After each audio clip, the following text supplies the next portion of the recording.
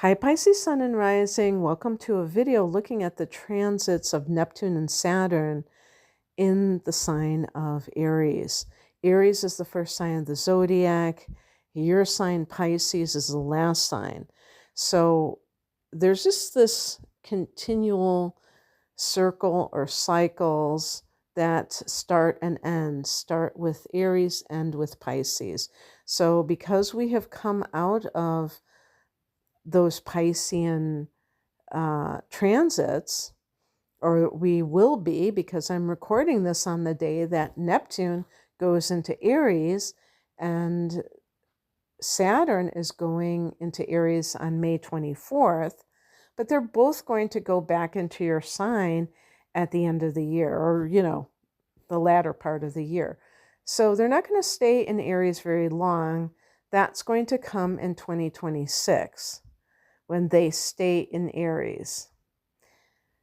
Saturn has a transit of just under 3 years, and Neptune, it's much longer, probably 14 plus years.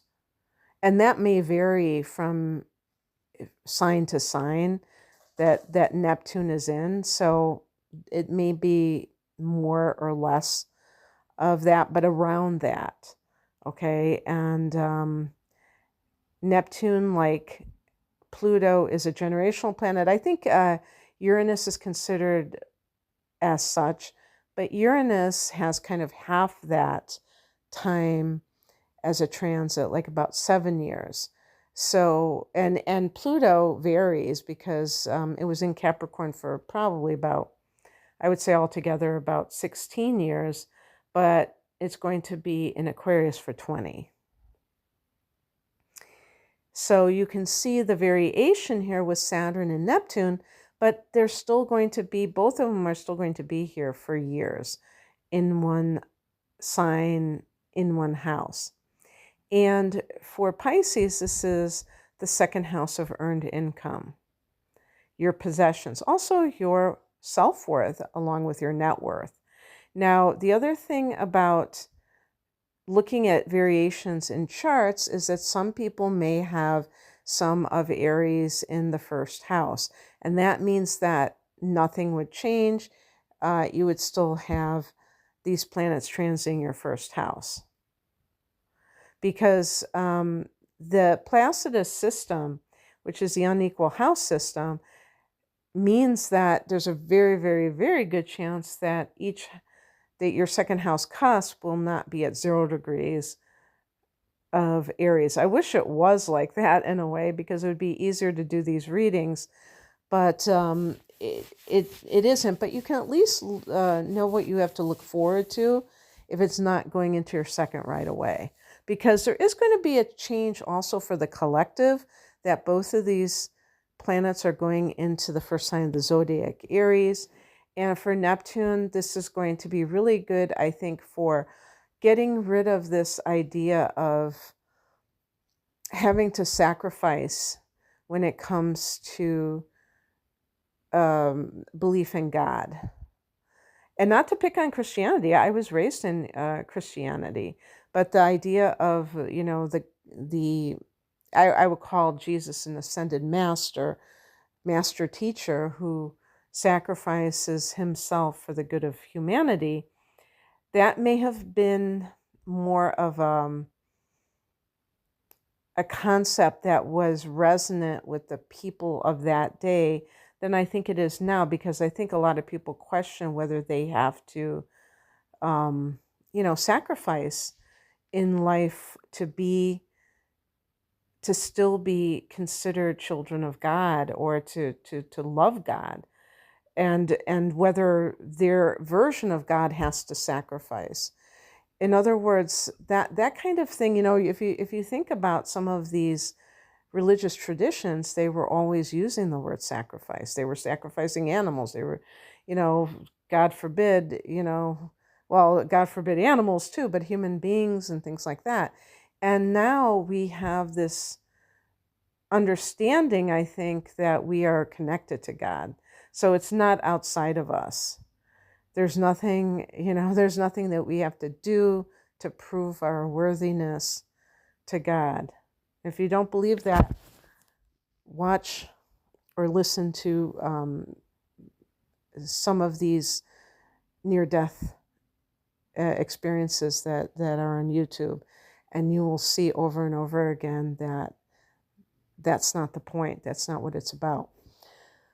So anyway, and that's obviously just my opinion, but anyway, so we're going to look at this because this is a material house, the second house.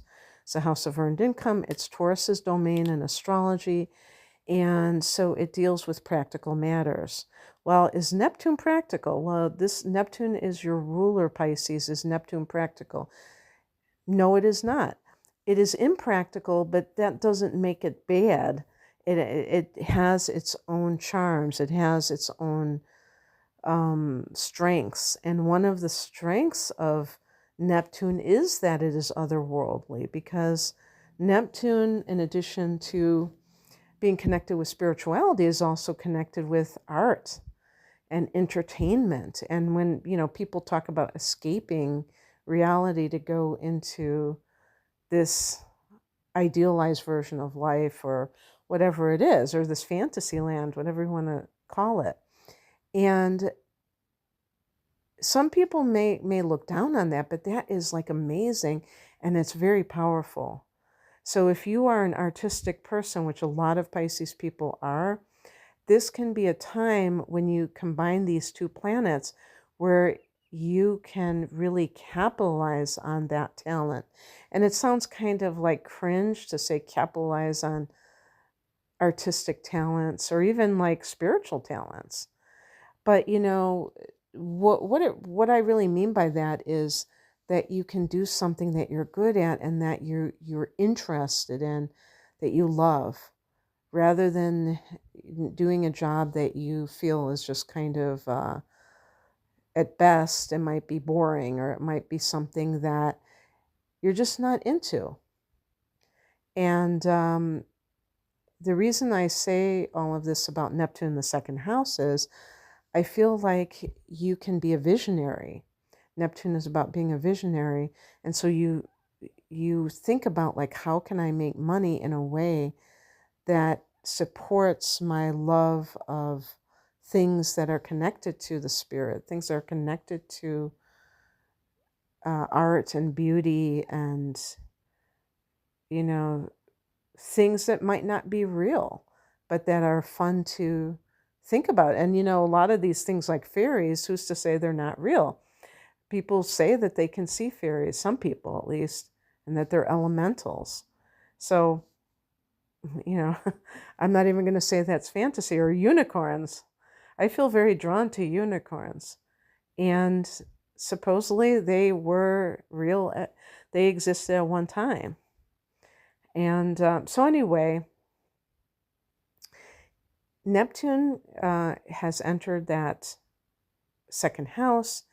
And this is a time that you can be very idealistic about money, especially, I was going to say, like, those of you who are millennials. I think it's the millennial generation. I did a video on people with Neptune and Capricorn and who are born in the 80s going into the 90s, like early 80s to mid 90s or something like that, or even late 90s, maybe 97, 96, and how they have this uncanny ability to be able to earn money in ways, like, let's say, like online ways, let's say on YouTube or any of the other electronic mediums or online mediums. And yet it's like they have this ability to do it by directing their thoughts to what kind of ideas their mind to what kind of ideas they want to generate. And they can do it in many different ways. But by the same token, there are members of this generation who are very down on money as a whole. Like, they feel it's this thing that is preventing them from living a happy life. And I have, when I did that video, I think there were people that admitted that they felt that way. But I've just heard so many comments with the younger generation about capitalism and all of this. And I'm very open-minded about that because I think there's so much truth to what they're saying. And they might even have memories from a past life that are connected to not needing money, And so as we talk about 5D, the fifth dimension, and the new earth and what that's going to entail, I think a lot of people believe that we're not going to need the same kind of currency.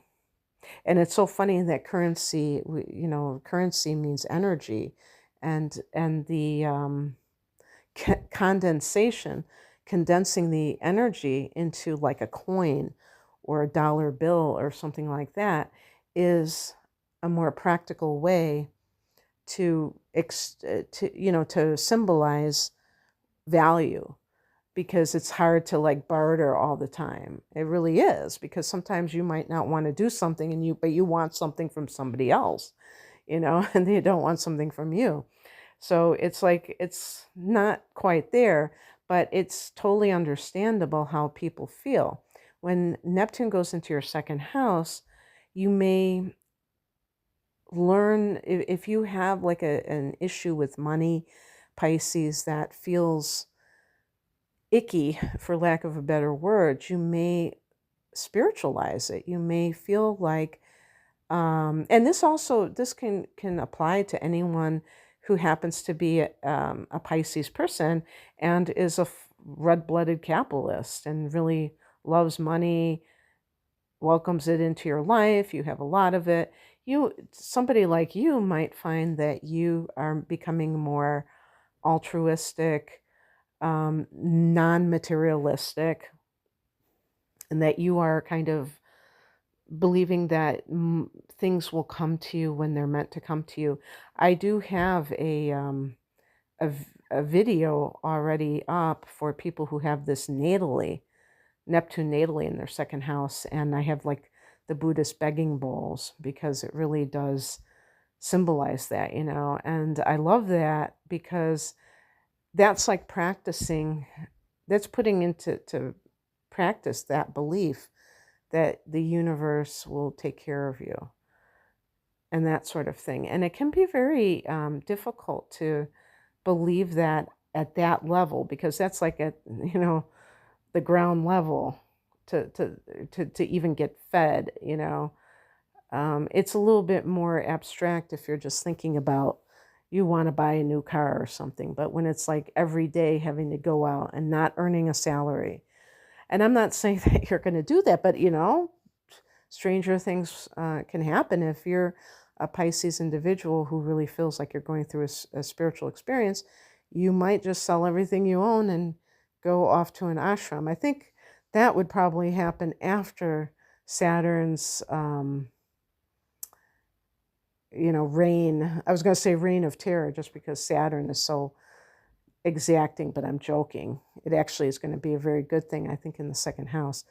But after Saturn is done here, maybe by 2028 or something like that, you might go, screw this system. I'm out of here. Maybe you join an ashram or some other type of spiritual community where you don't have to earn money, but you do what they call devotional service or something like that. And you get room and board for that. Because Neptune is not really, there's a disconnect between Neptune and the practical world, but we don't always need this practical influence. We only need it when we're trying to materialize things. And for the first few years, because Saturn is here, there is going to be that ability to crystallize any kind of visions you have, ideas you have for the kind of income streams that you'd like to bring in. And actually, because Saturn is foundational, this can serve you for years to come, so that you're not always having to, okay, when am I going to get my next client? When am I going to get my next job? Where you already have that worked out. And it's a very interesting thing, because they're going to both enter around the same time. So you're not going to have Saturn alone very much, maybe the first 2 months. And then you have, I'm sorry, Neptune alone. Yeah, not the 2 months. And then Saturn will come in.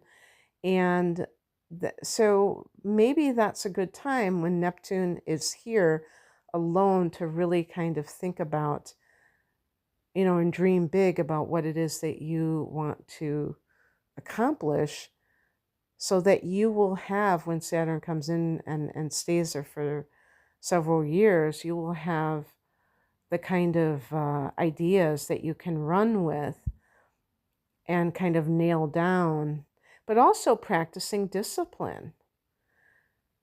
I think Pisces is one of those signs that can go either way. And Pisces is a mutable water sign. I'm kind of talking more here about the sun in Pisces, because your ascendant, while it is very influential, it is not the main influence, which if you're listening to this for Pisces rising, definitely consult your sun sign and even your Venus sign for your attitude towards money.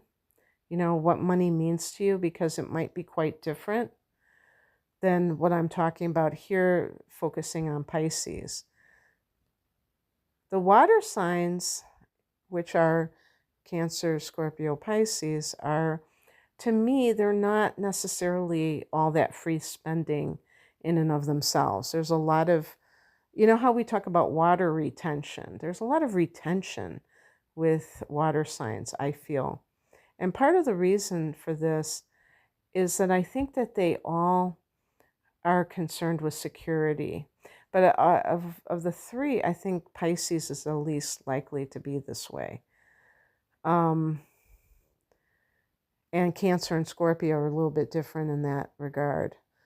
But like I said, you have to look at what else is going on. If you're Sun in Pisces and maybe you have like Venus in Aries or Venus in Taurus, you might be much more into material things, luxury, that sort of thing. And you're not really, you might be very free spending. Yeah, and your moon sign can even contribute to this, in the sense, how they talk about retail therapy. You might be, you can have any sign as your moon sign.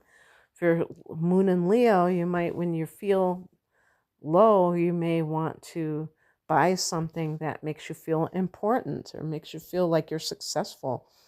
And, your rising sign can be anything as well if your sun is in Pisces. And so you may want to look at, like Leo rising or Libra rising, you might want to look beautiful. So the reason I say all of this is that everything is relative here. But just going along with that theory, you might be somebody who is a little bit reticent to spend money. Some of you, or if you're the ones that are influenced more with the fire or the air influence, you might be more likely to spend money, and Saturn can help you to rein things in. One thing that I do have to say, though, is that because Neptune is coming in here first, you're going to have to be on point with your money, because Neptune can sometimes be very confused, foggy, not in the loop, kind of out of the loop. As a matter of fact, one of the, if you want to call it dangers or things to look out for with Neptune in the second house, is anyone who is trying to swindle you in any way, any kind of con artist, because Neptune can bring deception to the area of your money. So maybe there is some possibility, and this could be from the 8th house, of getting some inheritance or something like that. And whether it's that somebody is trying to deprive you of your fair share, or if maybe even like you get this money and then other family members find out about it, and the sob stories, because that's another thing about Neptune is there's this compassion associated with it. So, and of course, being a Pisces, you're going to have that already. So it could lead to the person who is very sympathetic to other people's economic plight. And I'm not saying that it's never okay to help out people that, like loved ones financially, but sometimes this is happening because of deceptive reasons. And Neptune rules drugs.